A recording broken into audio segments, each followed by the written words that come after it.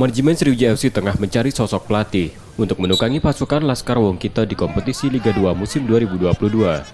Hingga saat ini sudah 9 nama pelatih yang masuk jadi kandidat calon pelatih Sriwijaya FC. Dari 9 nama, Bambang Nurdiansyah memiliki peluang mengarsiteki Sriwijaya FC musim ini.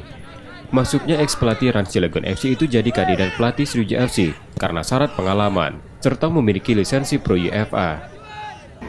Ya kita kan melihat track record ya, pelatih itu kita lihat track recordnya, pengalaman dia, pegang tim yang mana, dan saya pikir Bandung salah satu kandidat kualitasnya ya semua kita sudah tahu ya. Beliau juga seorang instruktur, pegang timnya sudah ya melalang buana lah kalau di Indonesia cukup dikenal. Sriwijaya FC sebelum resmi mengumumkan nama pelatih akan membahasnya di level manajemen. Nur Muhammad, Kompas TV, Palembang, Sumatera Selatan.